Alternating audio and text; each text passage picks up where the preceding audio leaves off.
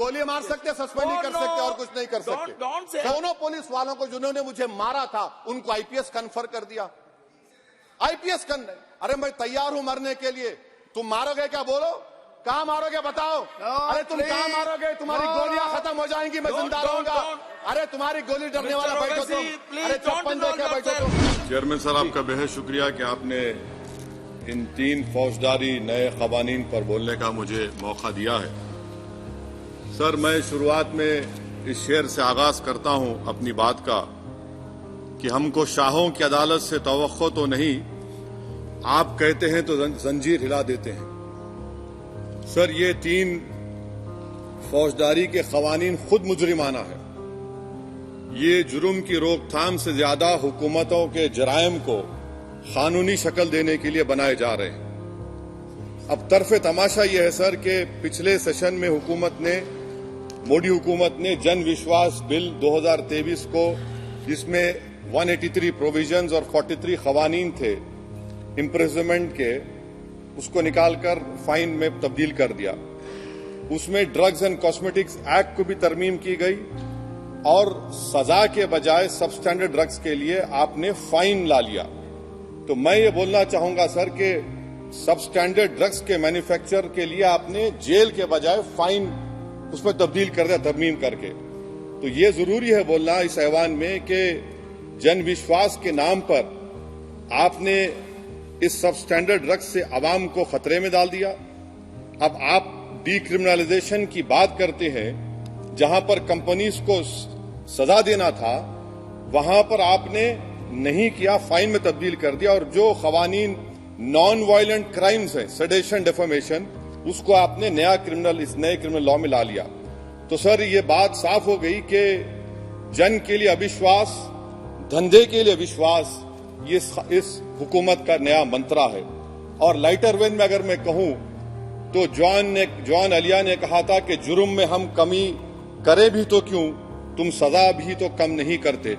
Sir, आज सच्चाई इस देश में यह है कि सूट पहनने वाला क्राइम से जुर्म से बच जाता है, जेल से बच जाता है। एक खाकी पहनने वाला किसी को करीब से गोली मार सकता है, हथकड़ी पहने हुए मुजरिम को, उसको कुछ नहीं, जवाबदेही नहीं है।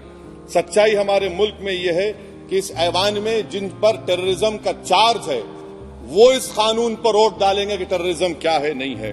सर, मुझे ये कहने की इजाजत दीजिए कि अगर आज भगत सिंह को और मोहनदास करमचंद गांधी को ये 3 कवानीन बनाए जाते तो भगत सिंह और मोहनदास करमचंद गांधी कहते कि रोलट एक्ट है, ये 3 कवानीन रोलट एक्ट है।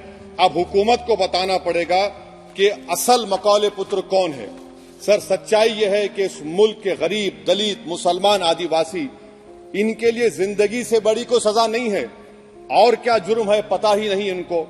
सर, अगर हमको रिफॉर्म करना था, इस्लाह करना था, तो हमको उन प्रोविजंस को निकालना था जो हुकूमत और पुलिस को मनमानी करने की इजाजत देती है।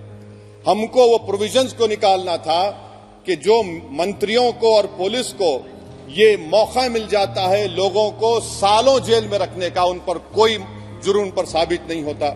हमको ये करना चाहिए था कि जो प्रोसिक्यूटर होता है वो फैब्रिकेटेड एविडेंस डालकर ताकतवरों को अपनी ताकत की बुनियाद पर उनको छूट दे देता है। हमने वो काम नहीं किया। आज हमारे वतन अजीज भारत में सबसे ज्यादा अंडर ट्रायल अगर कोई है जेलों में तो मुसलमान, दलित, आदिवासी हैं। सर, इनका कन्विक्शन रेट देख लीजिए आप। एनसीआरबी का डेटा है 2017 से 21 का, 20% अंडर ट्रायल मुसलमान है, 16% कन्विक्शन है और मुसलमानों की आबादी 14.2% है।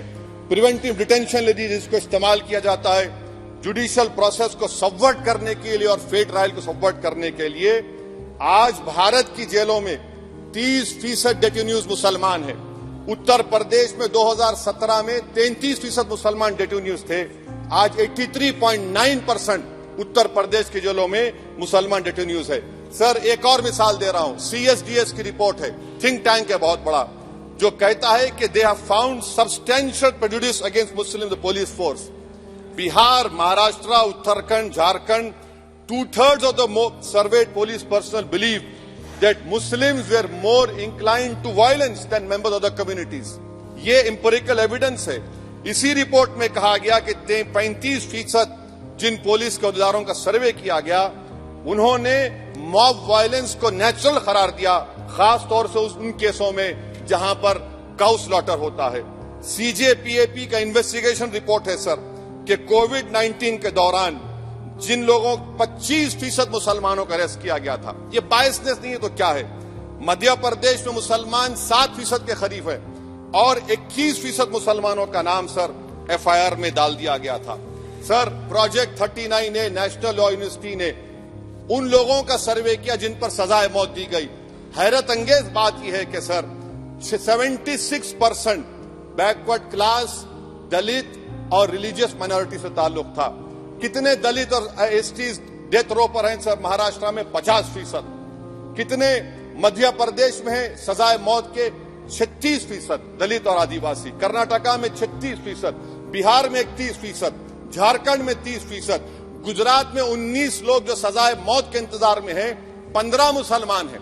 केरल में 60% जो सजाए मौत के मुल्जिम है रिलीजियस माइनॉरिटीज है। सर, आखिर इस देश में कब तक ये चलता रहेगा कि अनस्पोकन रिजर्वेशन उन लोगों के लिए उनके पास पूरा पॉलिटिकल पावर है और एक अनस्पोकन रिजर्वेशन है दलित, मुसलमान, आदिवासियों के, इनको जेल में रहना पड़ता है? कि आखिर ये कैसे मुमकिन है सर कि आलाजाद के जो अक्सरियती तबके के लोग हैं उनके पास सियासी ताकत है, माशी ताकत है, सोशल ताकत है और मुसलमान और दलित आदिवासी जेलों में पड़े रहते हैं? अरे अगर आप 3 कानून लाकर इस्लाह कर रहे हैं तो कौन सा इस्लाह है? आप तो ताकतवरों का रिफॉर्म कर रहे हैं, गरीबों को इससे क्या फायदा हो रहा है? तो जैसा अंग्रेजी में कहा गया था कि the cure is dangerous than the disease. Sir अब आप आ जाइए BNSS पर, क्लॉज 187 डिटेंशन का पीरियड देख लीजिए सर 187(3) में, यानी 15 दिन से ज्यादा आपको मुश्किल है प्रेजेंटली।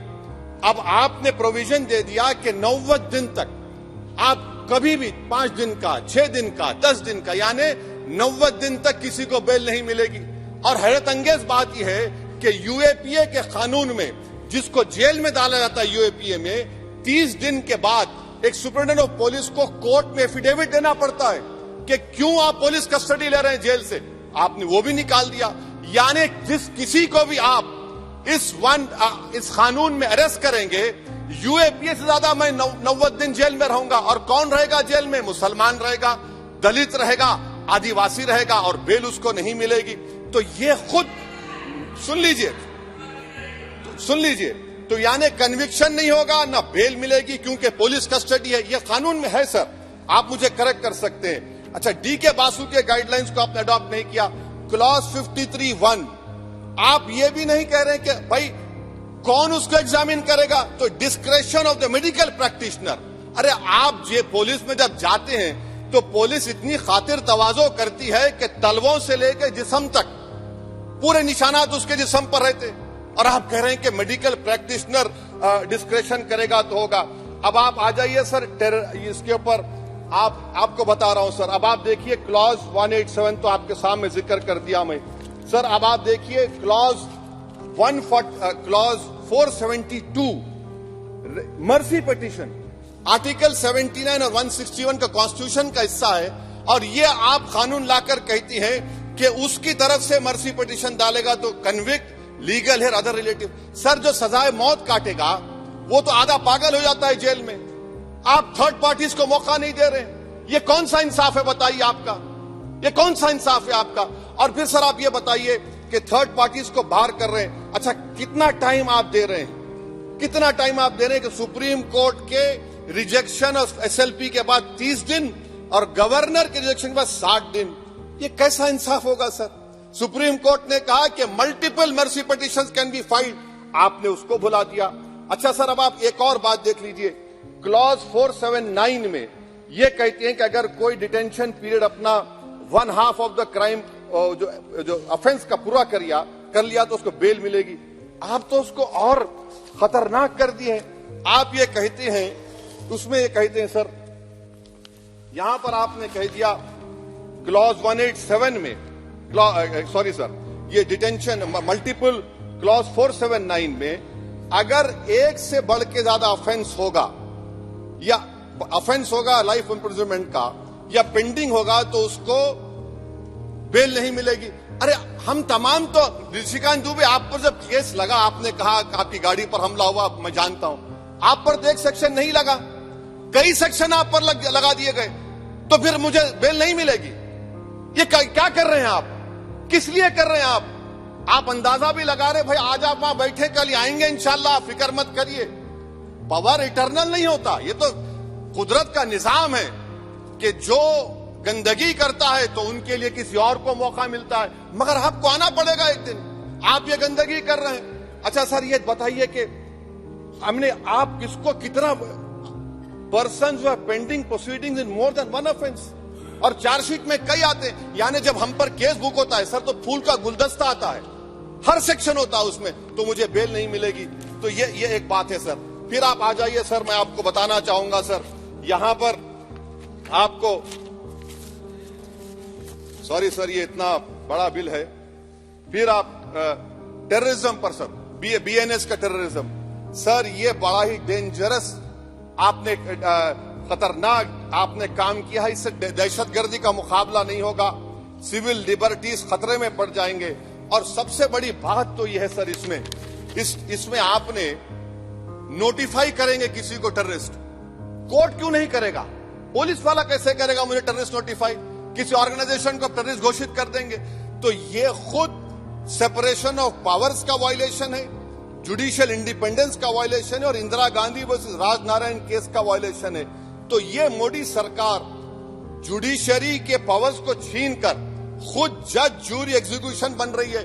किसी शायर ने बड़ा अच्छा कहा था सर, वही कातिल, वही मुखबिर, वही मुंसिफ ठहरे। सर मैंडेटरी वीडियो रिकॉर्डिंग, आपने कहा कि जिस जगह पर इस प्लेस पर सर्च होता है वीडियो रिकॉर्डिंग की, मैं ये कहता हूं कि जब मेरा अरेस्ट होगा वीडियो रिकॉर्डिंग करिए, क्यों नहीं करते आप? जब मेरे घर पर पुलिस आती है वीडियो रिकॉर्डिंग करिए, जो मैं पुलिस को देता हूं उसकी वीडियो रिकॉर्डिंग करिए, विटनेस स्टेटमेंट होगा क्लॉज 183 में, उसका वीडियो रिकॉर्डिंग करिए। क्यों नहीं आप पैसे देते कि हर पुलिस वाले के जिस्म पर एक वीडियो रिकॉर्डर हो, और एक्यूज को मिलना चाहिए, आप नहीं मिलता एक्यूज को। हाँ आपको नहीं है, मैं जानता हूं। क्लॉज 250 और 262 सर इनकंसिस्टेंट है। तो क्लॉज 250 में 60 डे टाइम लिमिट है डिस्चार्ज के लिए। अगर एक्यूज को कागज नहीं मिलता है, हम सब जेल में गए, मैं कई मर्तबा जेल में गया हूं, ससुराल में इतना नहीं गया जितना जेल को जाने का मुझे मौका मिला, चाहे कांग्रेस की तेलुगु देशम की हुकूमत रही है। सर कुछ लोग क्लॉज 262 है, क्लॉज 262 में डिस्चार्ज एप्लीकेशन है, वो फ्रेमिंग ऑफ चार्जेस के बाद डाल सकते हैं। ये it defeats the purpose. What is the discharge application which is to prevent police from using delay tactics. Discharge always proceed framing of charges. मैं उस वक्त तक डिस्चार्ज नहीं डाल सकता जब तक कि वो नहीं होगा। अच्छा क्लॉज 251, 263 देखिए sir, time limit for framing of charges in cases of session trials 60 days of first framing charges, warrant charges should be 90 days. मगर आपने क्या किया, होशियारी देखिए, बर्बाद करने का कहानी। 193(9) डाल दिया आपने, क्या ने prescribes a 90 day time limit for further investigation. For further investigation what will happen when supplementary chargesheet are put, will the accused be acquitted, क्या मुझे छोड़ देंगे आप, क्या कोई time like this is a dead letter. यानी आप तो पूरे का पूरा सिविल राइट्स, लिबर्टीज बोलिए सब छीन ले रहे। अच्छा सर, इसमें आपने लिंचिंग का एक कानून बनाया बीएनएस में, सेक्ट क्लॉज 103 में। अब आप इसमें देखिए सर, लिंचिंग कब हो सकता है, जब आप ये बताएंगे कि ये पर्सनल बिलीफ पर मारा गया, किसी को जेंडर पर मारा गया, कास्ट पर मारा गया। सर आप तो एक्यूज को तो मौका दे रहे छोड़ने के लिए, आप तो एक्यूज को मौका दे रहे। अच्छा पर्सनल बिलीफ में रिलीजन क्यों नहीं लिखते भैया आप? इन तीनों कानून में रिलीजन इस्तेमाल किया गया, पर्सनल बिलीफ में रिलीजन नहीं आता। अच्छा सर आप ये भी देख लीजिए कि 1019 सर 190 में अनलॉफुल असेंबली है, 5 और मोर एक्टिंग टुगेदर। फिर ये क्यों कर रहे हैं आप? 5 मिलकर भी मर्डर करेंगे तो एक 103 भी तो आपने कर दिया, तो इनका यानी ये तो इसका अनलॉफुल एक्टिंग टुगेदर है। अच्छा सर मैं आपको बताना चाहूंगा, आपके ये बीएनएस का 172(2) आप देखिए कि पेटी केसेस में when the occasion is passed, इसका मतलब क्या है? व्हेन द ओकेजन होगा क्या सर? अब हम चुनाव लड़ते तो जो हमारा जो पार्टी अपोजिंग रहती है वो कहती है कि इनके 25 लोगों को 50 लोगों को गिरफ्तार कर लो, गिरफ्तार कर लेते मेरे बूथ के एजेंट्स को। और बोल रहे व्हेन, उसमें आप लिख रहे क्या है, when the occasion is passed, माने पास हो जाएगा पोलिंग के 5 बजे छोड़ देंगे। अरे आप अपना ही हाथ काट रहे हैं अपने आप, याद रखिए। आज आप मुस्कुरा रहे हैं, कल यहां पर बैठेंगे तो और कर दे काम आपके ऊपर। अच्छा रेप, सर रेप क्या, रेप सिर्फ महिलाओं का होता है, मर्दों का रेप नहीं होता है क्या? आपका प्रोविजन नहीं है क्या? स्टॉकिंग नहीं होती है मर्दों की? अच्छा जस्ट होता है सर, आप हंस रहे हैं, होता है। आपकी हंसी इस बात का इकरार है कि आप जानते हैं किसका हुआ है। तो justice JS Verma, sir justice JS Verma का जेंडर न्यूट्रल बनाइए। अच्छा क्लॉज 69 को, क्लॉज 69 लव जिहाद आ गया, देखिए सर क्लॉज 6 लव जिहाद आ गया, उसमें बियॉन्ड रीजनेबल डाउट प्रूव ही नहीं कर पाएंगे आप। अब उसमें क्या बताना पड़ेगा, सप्रेसिंग आइडेंटिटी, यानी अगर कोई महिला मोनू मानेसर चोमू चंडीगढ़ से इश्क करती है, बाद में उसको मालूम होता है कि वो मानेसर का नहीं है, चंडीगढ़ का नहीं है, तो क्या क्लॉज 69 एक्शन में आएगा? आप बताइए कि अच्छा अगर कोई ये कहेगा कि मेरा नाम कुछ नाम है, कई कुछ नाम होता है जो कॉमन नाम होता है मुसलमानों में, दीगर मज़ाहिब में, तो क्या वो सेक्शन अप्लाई होगा? ये क्या आप कर रहे हैं? अच्छा आपने अडल्ट्री को निकाल दिया, आपने होमोसेक्सुअलिटी को निकाल दिया, तो ये कंसेंशुअल सेक्सुअल रिलेशन जो 18-20 साल के ऊपर के लोगों में करते हैं, मैं इसका खिलाफ जरूर हूं मजहबी एतबार से, मगर आप क्यों उनकी ऑटोनॉमी को रोकना चाहते हैं? अच्छा सर सेक्शन क्लॉज 1093 बीएनएस का, आपको it does not require knowledge और intention part of person facility commission organise crime. ये मैं 5 मिनट दीजिए सर बीएनएस का सेडेशन पे देख लीजिए, सेडेशन को आपने दोबारा ला लिया, लफ्ज सेडेशन इस्तेमाल नहीं किया आपने। 3 साल से 7 साल आपने सुप्रीम कोर्ट को अंडरटेकिंग दी थी कि प्रोविजन नहीं लाया जाएगा। तो चेयरमैन सर यहां पर हिंदी के एक बहुत मशहूर कवि का वो शेर मुझे याद आ रहा है, मैथिली शरण गुप्त का, कि राज्य को यदि हम बना लेंगे भोग तो बनेगा वो प्रजा का रोग, फिर कहूं मैं क्यों ना उठकर हूं आज मेरा धर्म राजद्रोह। कार्ल मार्क्स ने कहा था sir, history repeats itself first as a tragedy, second as a Fars.